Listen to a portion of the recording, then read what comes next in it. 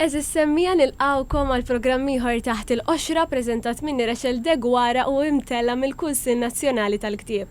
Illum magħna għandna lil Kirsten Spiteri li twilet u trabba familja ta' klassi tal-ħaddiema f'Bormla. Beda jikteb fl-età ta' 12 sena b'sottomissjoni fir-revista Satar. L-ewwel romanz tiegħu The Wave, ippubblikat fl-2016, rebaħ il-kategorija Young Adult tal-London Book Festival fl-2017.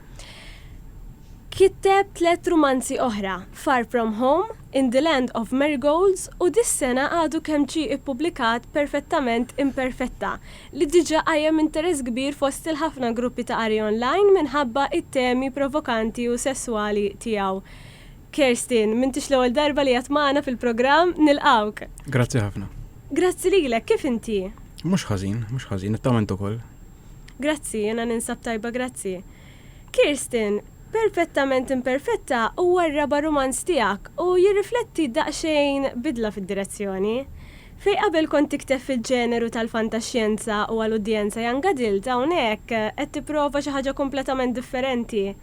Kif wasalt fil-punt li tagħżel li tikteb dal-ktieb? Ir-raġuni huma appuntu t-tliet kotba preċedenti.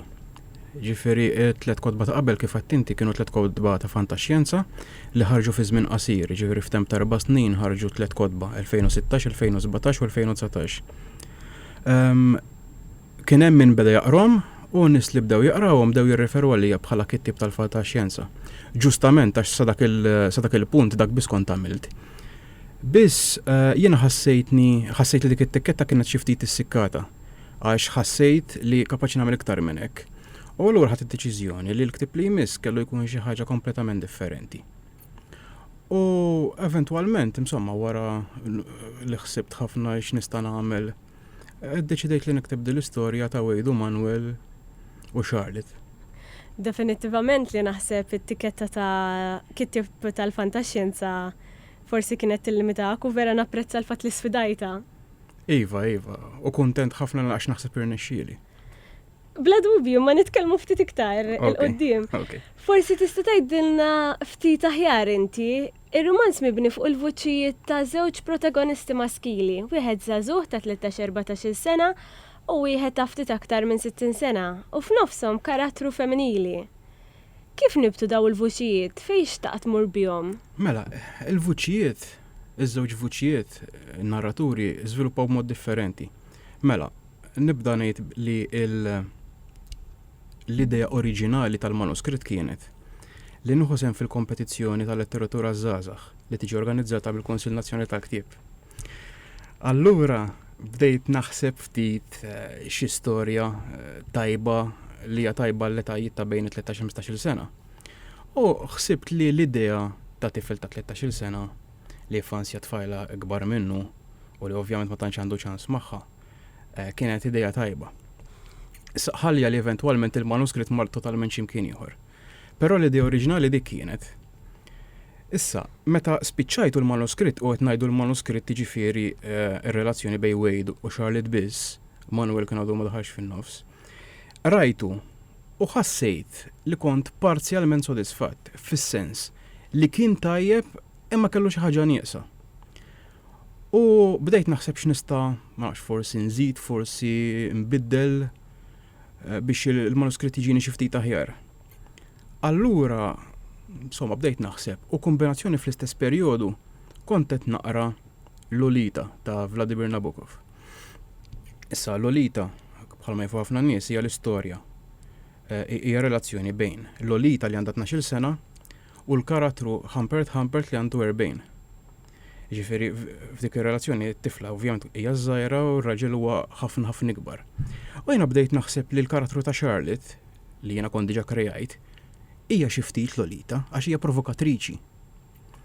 Allura bdejt naħseb jekk Charlotte apparti ir-relazzjoni ma' Wade ikollha anke relazzjoni fl-istess ħin ma' raġel ħafna ikbar minnha. U bdejt naħseb fuq din l-idea. Issa ovvjament Lolita għandha 12 sena, Charlotte kellha 18 il-karattru tiegħi. Allura preferejt bħala karattru maskili noħloq karattru li għandu aktar minn 40 sena biex inżomm dik id-distanza fl-età. U minn hemm tinbet l-idea ta' Manuel li huwa anzjan irtirat U bekk żviluppat it-tieni vuċi. L-ewwel u t-tieni vuċi għalhekk għatlek żviluppaw b'mod totalment differenti.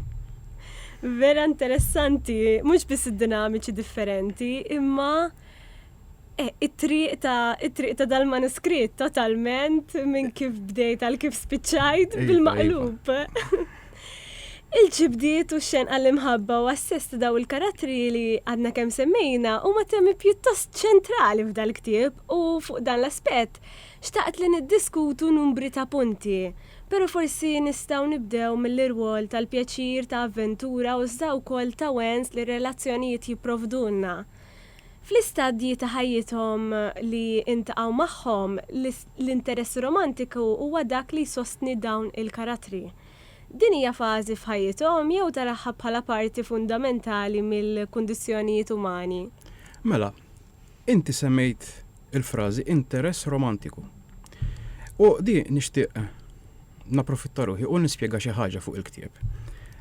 Għax mela, interess romantiku jiena ovvjament nassoċja mal-imħabba. Xi ħaġa romantika hija xi ħaġa derivata mill-imħabba. U ħafna qarrejja li jaqraw dal-ktieb qegħdin jinterpretaw l-istorja bħala storja ta' mħabba.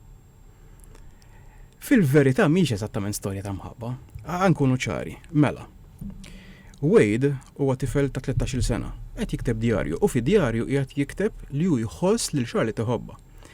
Imma nżommu f'moħħna li t-tifel ta' 13-il sena qatt irid jagħmel numru ta' esperjenzi, ma jafx eżattament x'inhi l-imħabba bejn mara u raġel. Infatuation ġifieri. Eżattament, dak li huwa Wade qed iħoss fil-verità il-qarrej għandu jifhem li hija infatuazzjoni. U l-ġibda li għandu lej Charlotte hija ġibda fiżika għax hija tfajla vera sabiħa. Fl-istess ħin, Manuel huwa raġel anzjan li ovvjament kellu ħafna esperjenzi u fil-bidu tal-ktieb ukoll jgħid li mititlu l-mara xi ftit snin qabel u kien vera jħobba, ġifi dar-raġel diġà ltaqa' mal-imħabba jaf xi tfisser. U jaf li dik li jħoss lej Charlotte mhijiex imħabba mejja ġibda fiżika. Allura, biex nirrispondi l-mistoqsija finali tiegħek, għaż-żewġ karattri din hija fażi li bdiet hemm attrazzjoni intensa ma eventwalment ser tispiċċa. Għax huwa kollox kif tajt irrelatat mal-fiżiċità iktar ma' imħabba fil-veru sens tal-kelma. Iġifieri hija parti fundamentali mill-kundizzjoni umana għaliex dak li qed tajt inti ġifieri huwa xi ħaġa li bioloġikament jekk inti tħossok raġel li inti attrattat li jissess femminili, hemm dik il-kondizzjoni umana bioloġikament li inti ddeċidejt tikteb fuqha. Iva, u naħseb jiddependi anke mill-individu wkoll. Għax da mhux kulħadd jaġixxi bl-istess mod, jiġifieri inti l-ġibda ħadd tħosshom ovvjament. Definitivament.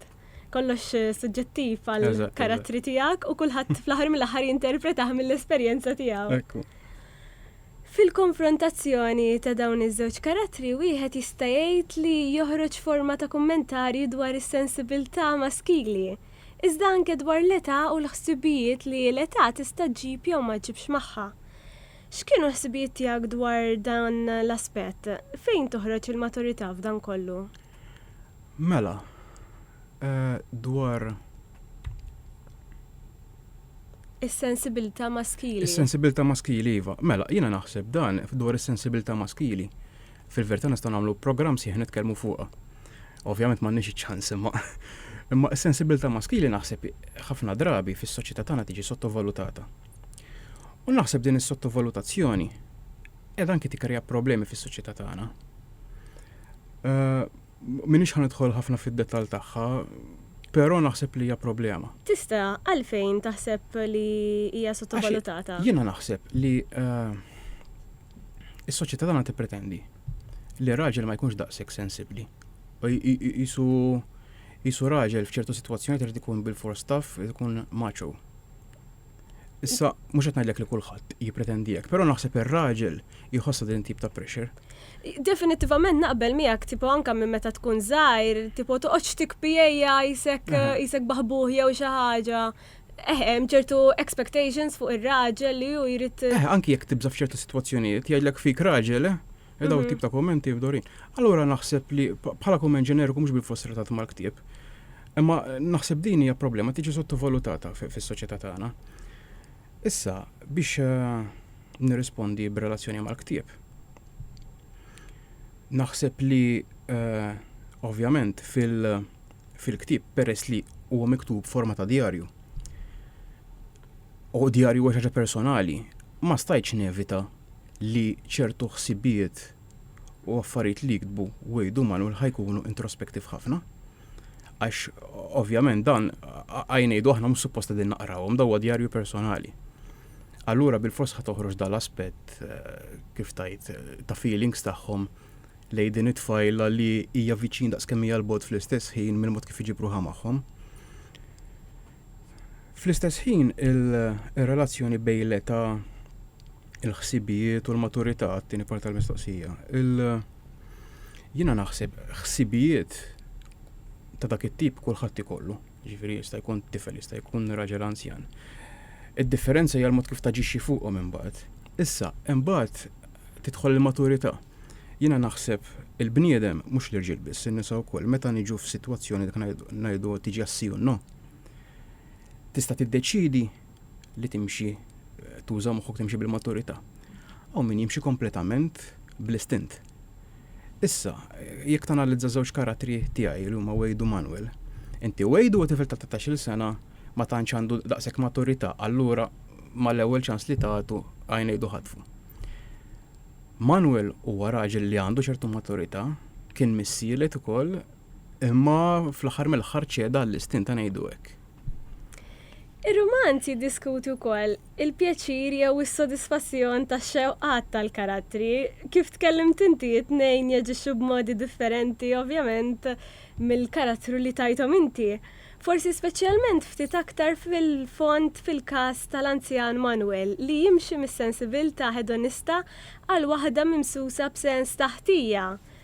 Forsi iktar suġġett soċjali u l-mod kif aħna trobbijin hemm ħafna jruq wara din il-mistoqsija, imma il-għala taħseb kulturalment hemm dan l-element taħtija marbut ma' ċertu esperjenzi ta' pjaċir. Naħseb kulturalment ikollna dan il-feeling taħtija wara nkunu ħadna ċerta pjaċir. Huwa derivat parti minnhom ir-reliġjon.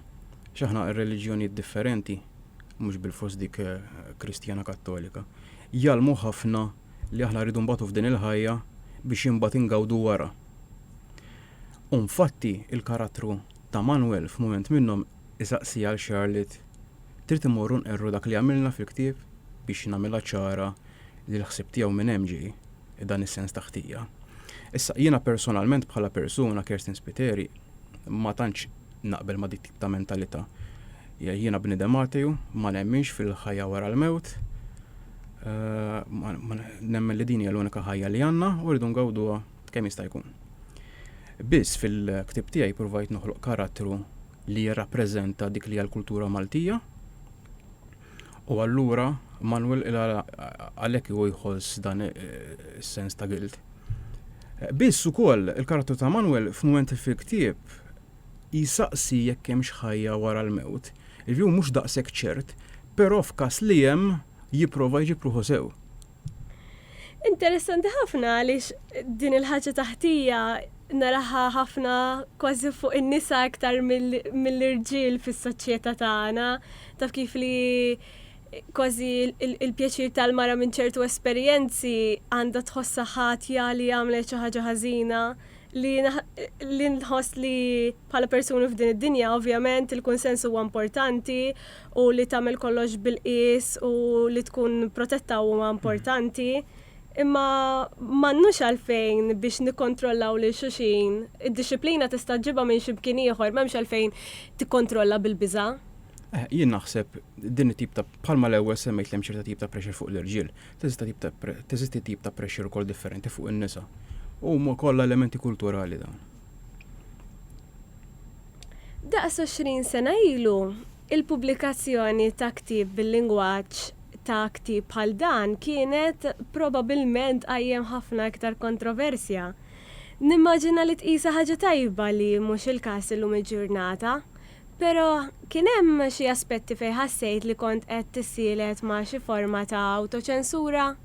Mela, l-ewwel net konxju li 20 sen ilu, jew 15-il sen ilu, kienet tkun ħafna iktar diffiċli għalija biex nikteb u nippubblika ktibek.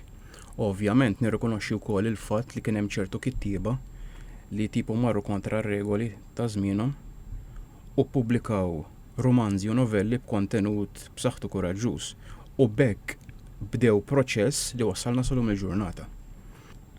Iva vera, pero kien hemm xi aspetti fejn ħassejt li kont qed tissielet ma' xi forom ta' autoċensura? Le, għax l-autoċensura hija meta l-awtur jiċċensura lilu nnifsu. Issa jiena meta spiċċajt il-manuskritt, naf li kelli dik l-option, però qatt ma konsidrajta. Jiena l-istorja rrid tkun realistika kemm jista' jkun u rrid nippreżenta kif ġietni f'moħħi. Biss għalkemm l-autoċensura ma konsidrajtix xorta kont naqankwitat biċ-ċensura informali. Għax dan x'seta ġara? Seta ġara li ma sibx pubblikatur. Seta ġara li il-bookshops jirrifjutaw li jbiħu l-ktib tiegħi. Seta ġara li l-medja ma toffrilix spazju fejn jiena nitkellem fuq ix-xogħol tiegħi. Fil-verità, naħseb kont fortunat li ma ġara xejn minn dak kollu, ġifieri kuntent li ma kellix raġun ħanejdu hekk. Tajjeb, jgħidu tinfaxxax rasek qabel taqsam ma' Kerstin ħalix dawn l-affarijiet. Imma mbagħad jgħidu wkoll aħseb fil-ħażin biex ittajjeb ma jonqos. Nisimgħu naqraw ħafna dawn il-ġrani dwar ir-rappreżentazzjoni fil-kotba u fiċ-ċinema ta' nies ta' rases u sessi differenti. F'dan il-ktieb il-karattru femminili ta' Charlotte li huwa The Object of Desire tal-karattri maskili jasal għand il-qarrej mill-perspettiva tal-istess protagonisti.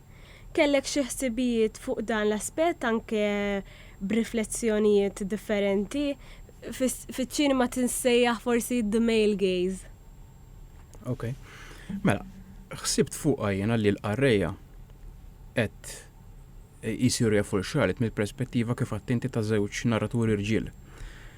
Li sa ċertu punt hija naqra ġusta għax il-Charlotte qatt ma nisimgħu il-verżjoni tagħha tal-istorja illa l-ġabet ruħha b'ċertu mod pereżempju.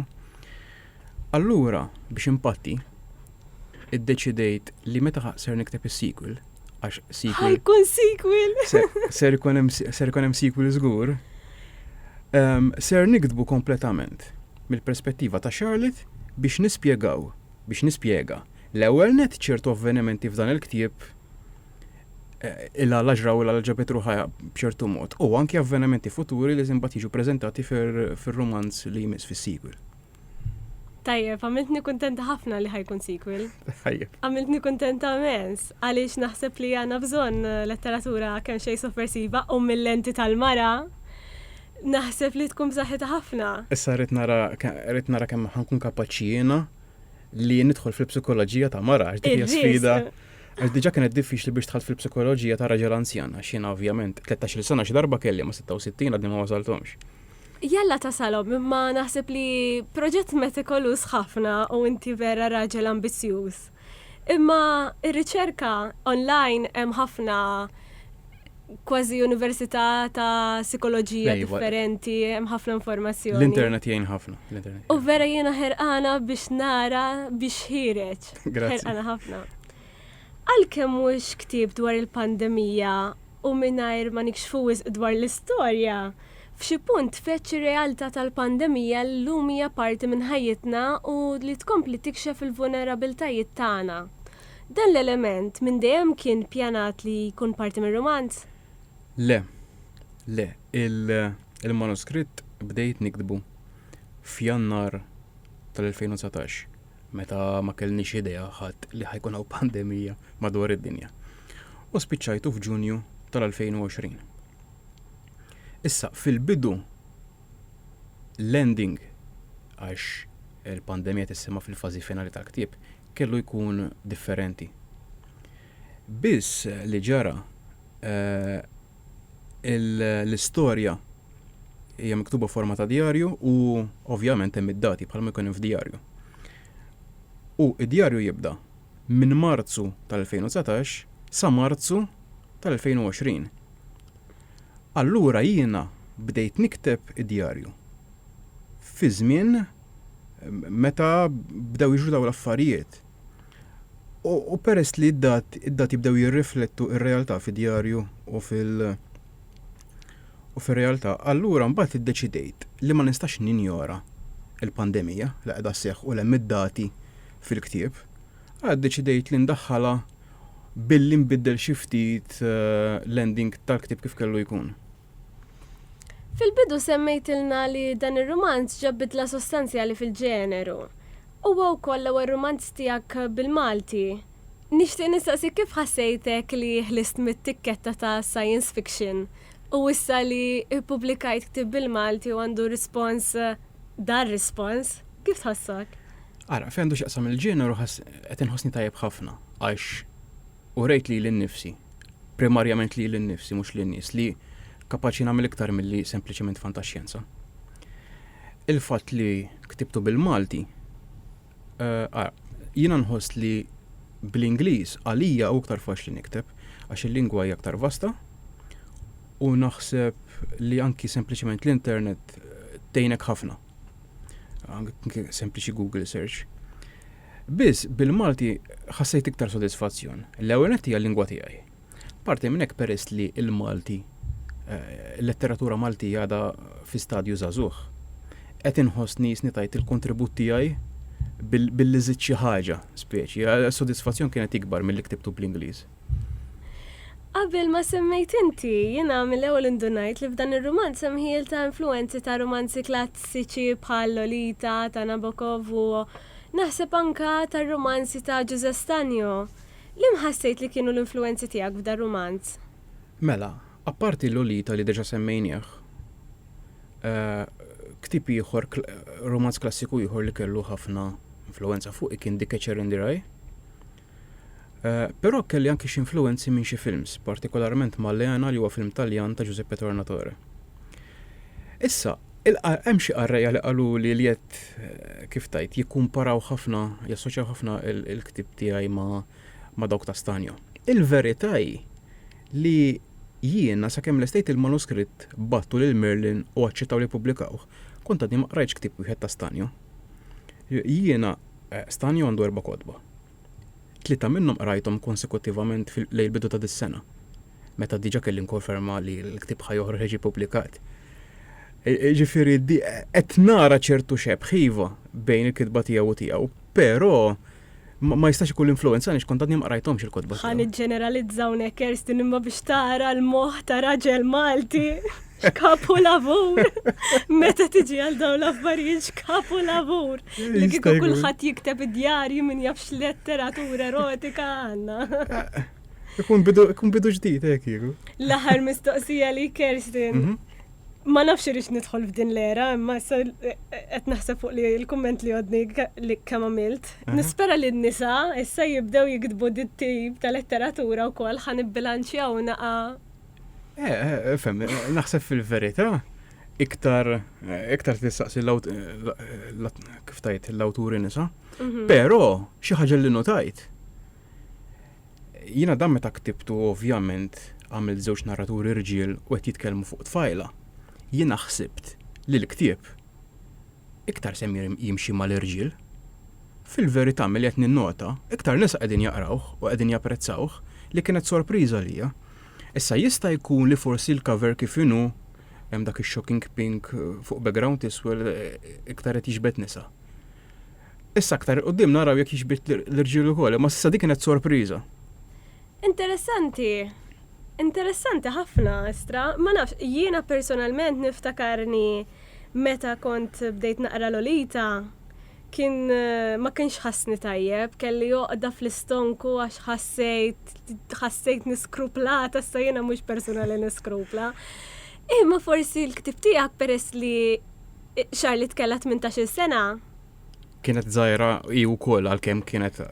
Ma ħassejtx dik loqda fl-istonku li għad. Anzi, minn perspettiva ta' mara, nista' ngħid li ħadd gost naqraħ u nissuġġerixxi n-nisa u l-irġiel ovvjament li għandhom iktar minn 18 sena biex jidħlu fis-sajt tal-Merlin Publishers, jixtru dan il-ktieb u jaqrawh. Grazzi, napprezza. Definitivament, imma dik ma kienx l-aħħar mistoqsija tiegħi, l-aħħar mistoqsija tiegħi kienet x'qrajtilna dal-aħħar Kirsten? Dal-aħħar bat ma' awtur Amerikan.